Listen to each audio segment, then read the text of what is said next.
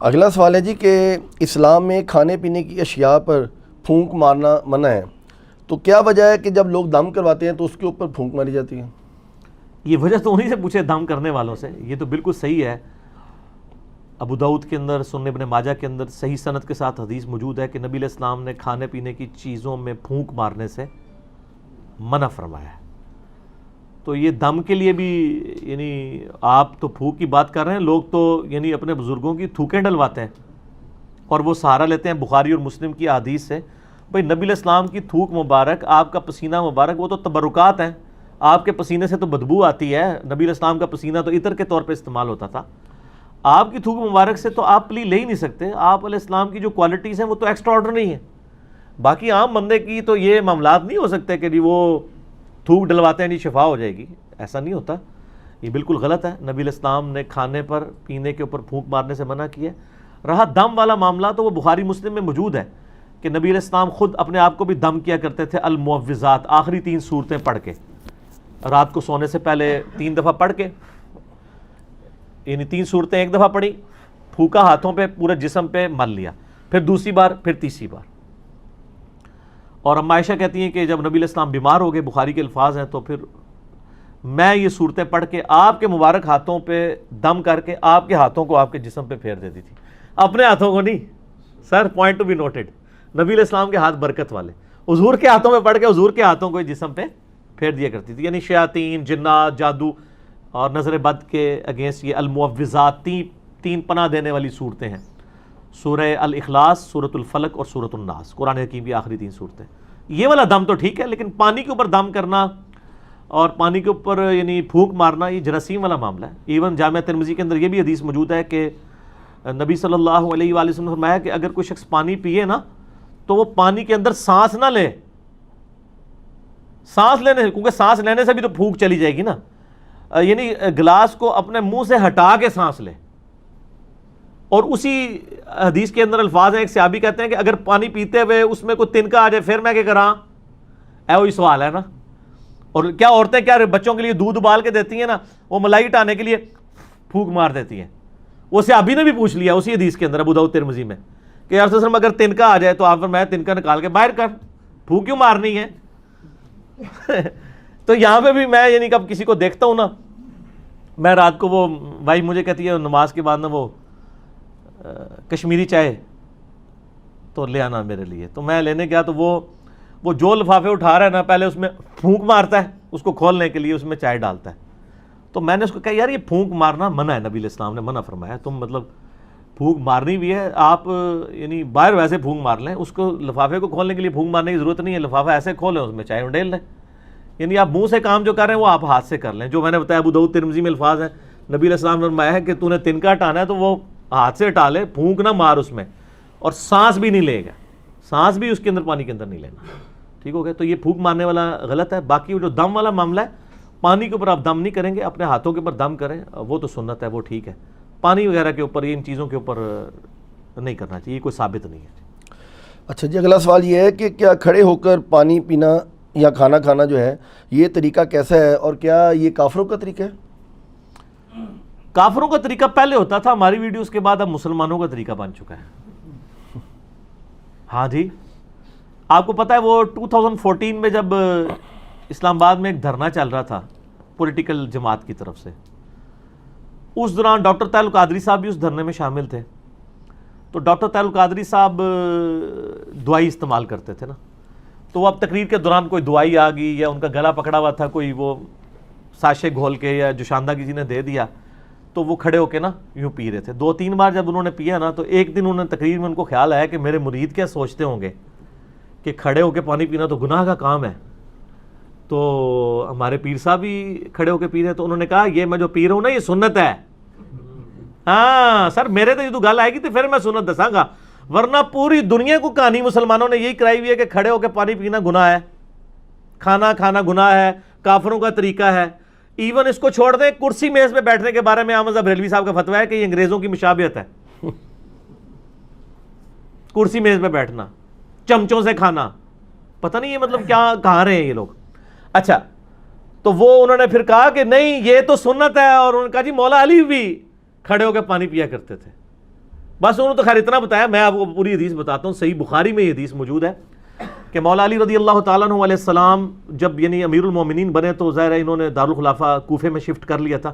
تو آپ کی عادت تھی کہ آپ ظہر سے لے کے مغرب تک نا نمازوں کے اوقات کے لیے مصلی پہ آتے تھے، اس کے بعد ممبر پہ چڑھ کے لوگوں کو مسائل سکھایا کرتے تھے دین کے.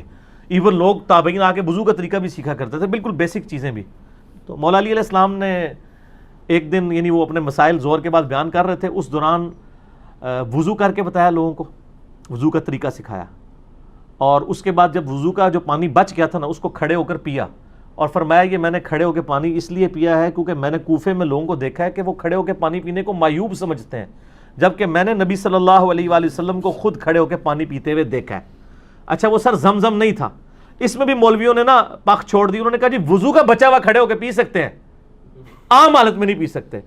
یہ گورے کو جب بتائیں گے نا تو وہ تو آپ کے اوپر ہنسے گا، آپ کا مرید تو چپ کر جائے گا، وہ پوچھے گا یہ کون سا طریقہ ہے بھائی، پانی تو پانی ہے.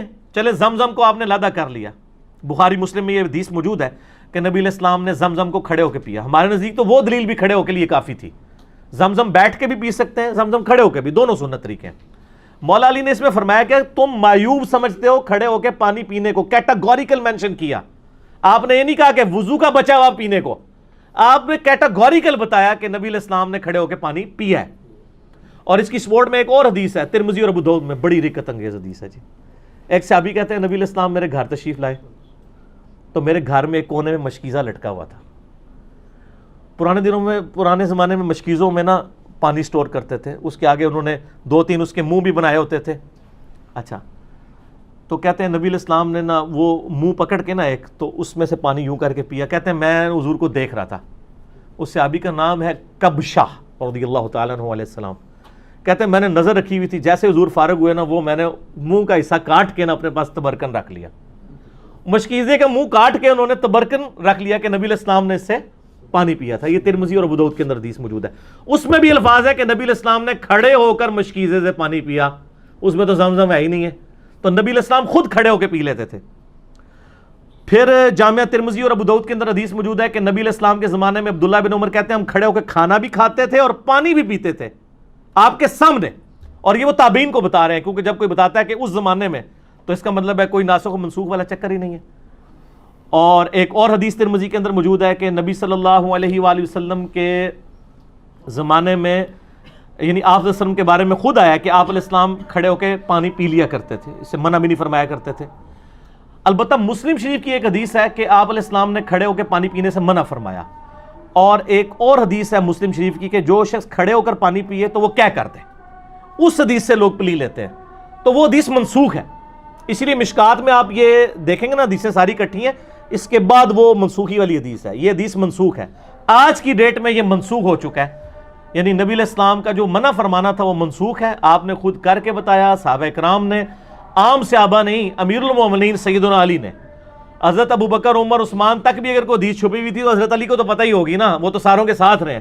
مولا علی نے اگر صحیح بخاری میں آتا ہے کھڑے ہو کے پانی پیا ہے تو پھر بات تو کلیئر ہوگی کہ کھڑے ہو کے پانی پینا اور کھانا کھانا یہ سنت ہے، یہ خلاف سنت نہیں، کافروں کا طریقہ نہیں ہے.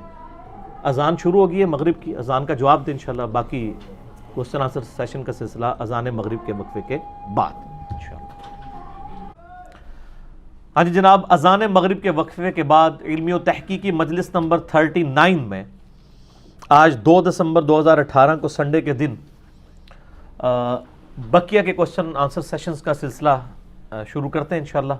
اگلے سوالات جی اگلا سوال یہ ہے کہ پانی کو 3 سانس میں پینے کا طریقہ جو ہے وہ بیان کر دیں، کیونکہ آج کل ایک ویڈیو آئی ہوئی ہے کسی صاحب کی، تو وہ ایک گھونٹ جو ہے وہ غالباً 1-1.5 منٹ کے اندر پی رہے ہیں اور سانس بہت ان کو جو ہے نا وہ پھولتا ہے. تو وہ کہہ رہے ہیں کہ یہ اصل طریقہ ہے اندر جو ہے نا وہ، وغیرہ دنیا کا ہر بندہ جو پانی پی رہا ہے سنت طریقے کے مطابق بھی، تو اصل میں تو وہ پانی کا جو آپ کا اس کے دوران سانس آتا ہے تو وہ اندر جا رہا ہے. تو یہ پانی پینے کا طریقہ ذرا بیان اندر کیا ہے، وہ کیا کہہ رہے ہیں گلاس کے اندر، وہ کہہ رہے ہیں جب آپ اس طرح گٹاگٹ پیتے ہیں تو اصل میں وہ آپ کا سانس بھی اندر جا رہا ہے. نہیں اس طرح نہیں ہے، پتہ نہیں ان کو کس نے یہ پڑھا دیا ہے. دیکھیں جی صحیح بخاری اور مسلم میں حدیث ہے نبی علیہ السلام یعنی 3 سانس کے اندر پانی پیا کرتے تھے. پانی کے آغاز میں بسم اللہ الرحمن الرحیم اور اینڈ پہ الحمدللہ. یہ تو سنت تواتر کے ساتھ چل رہی ہے. مسلم شریف کے الفاظ ہیں کہ 3 سانس پانی پینے کے دوران 3 سانس لیا کرتے تھے نبی علیہ السلام. تو وہ یہ ہے کہ آپ یعنی پانی پیا، سانس لیا برتن ہٹا کے، پھر دوسری بار پیا، پھر سانس لیا، پھر تیسری بار پیا، پھر سانس لیا، پھر چوتھی بار پیا. یہ بھی درست ہوگا، یا تیسرا سانس اینڈ پہ لے لیں، وہ بھی درست ہوگا. تو یہ سانس والا جو ایشو ہے وہ یعنی برتن کے اندر، اس سے تو نبی علیہ السلام نے منع فرمایا. میں نے جو پہلے حدیثیں بیان کی ہیں، ابو داؤد کے اندر اور ابن ماجہ کے اندر حدیث موجود ہے کہ نبی صلی اللہ علیہ وآلہ وسلم نے برتن میں سانس لینے سے، پانی میں یعنی پھونک مارنے سے منع فرمایا. تو پھونک تو خود بخود ہو جائے گی، جب آپ بیچ میں سانس لے رہے ہوں گے تو ان کو اب سائنس نہیں نہ آتی. پانی پیتے ہوئے آپ جب سانس بیچ میں لے رہے ہوں گے تو پھونک ہی آ رہی ہوگی نا. پھونک چاہے منہ سے مارے چاہے ناک سے، وہ سانس تو نکالنا پڑے گا.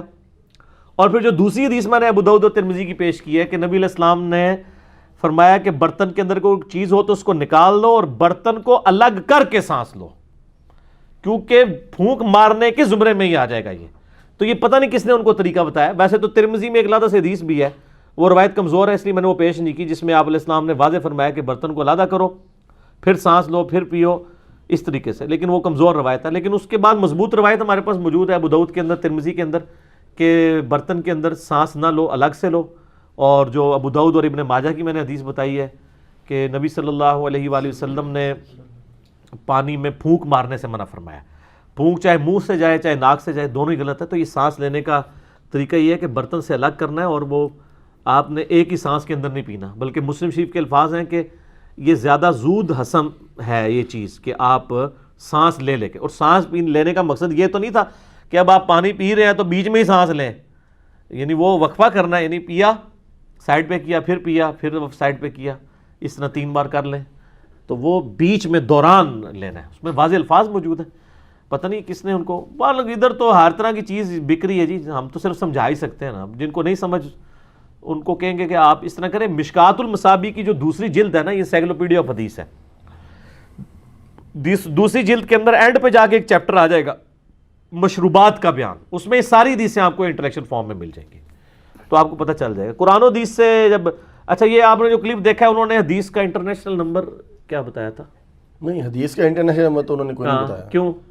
تو وہ پھر آپ وہ فرماتے ہیں نا، فرماتے کو اپنی جیب میں رکھے نا. ہم تو آپ کو جو جو چیز بتا رہے ہیں وہ نکلے گی. تو تسی بھی ہر گڈی دے مگر نہ ٹر پیا کرو. اگر کوئی گل کرتا ہے نا، انہوں ہی پوچھا کرو کہ سر کتنے لکھا ہے. اس طرح تو کل کو کوئی بندہ جو ہے وہ پانی پینے کا کوئی اور طریقہ ایجاد کر دے گا تو پھر میرے پاس سوال لے کے آ جائیں گے. سوال ان سے پوچھیں جو ڈیوائز کر رہے ہیں. ہم سے آپ جرنل پوچھیں کہ سنت طریقہ بتا دیں، ہم بتا دیں گے. جب وہ بتا رہے ہیں ان سے پوچھیں کہ انہوں نے کہاں ہی پڑھا ہے. وہ تو صحیح الاسناد حدیث کے بالکل خلاف ہے. جب پھونک مارنے سے منع کر دیا، سانس لینے سے منع کر دیا، تو ہر چیز بیچ میں منع ہوگی. بیچ میں نہیں لینا، الگ سے لینا.